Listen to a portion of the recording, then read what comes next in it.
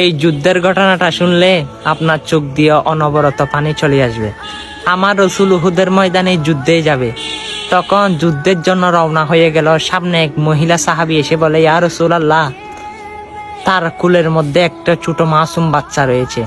তখন আমার রসুলকে বলে, ইয়া রাসূলুল্লাহ, আপনি যুদ্ধে যাচ্ছেন, সবাই আপনাকে হাদিয়া দিচ্ছে এবং সবার ঘর থেকে তাদের সন্তান দিয়ে দিচ্ছে আপনার পক্ষে যুদ্ধ করার জন্য। আমার থেকে তো কিছু দেওয়ার মতো নাই, শুধু আপনার এই দুধের বাচ্চাটা রয়েছে। ইয়া রাসূলুল্লাহ, আপনি এই দুধের বাচ্চাটাতে যুদ্ধের ময়দানে নিয়ে যান। তখন আমার রসুল বলে, এই বাচ্চা দিয়ে আমি কি করব? সেই বাচ্চা দিয়ে আমি কি করব? তখন ওই সাহাবী বলেন, ইয়া রাসূলুল্লাহ, আপনাকে যখন প্রতিপক্ষ দুশমন পক্ষ আপনাকে তীর ছুটবে, তখন আপনার তীরটা যেন আপনার গায়ে না লাগে। আমার সন্তানকে এরকম তীরের সামনে ধরে রাখবেন এবং আমার সন্তান তীরটা খাবে, আপনার রসুলের গায়ে যেন তীর না লাগে। ইয়া রাসূলুল্লাহ সাল্লাল্লাহু আলাইহি ওয়াসাল্লাম, দেখেন আমার রসুলকে তারা কিভাবে ভালোবাসতো সাহাবায়ে কেরামরা।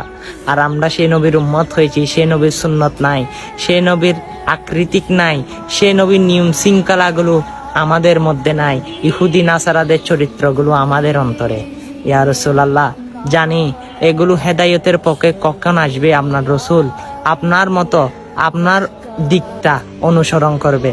হ্যাঁ, আল্লাহ যেন সবাইকে হেদায়েত দান করে। আর আমার রসুলের এই বার্তাটা শুনলে, সুন্দর লাগলে, কলিজা কম্পন হলে ভিডিওটা শেয়ার করে দিয়ে না। আমি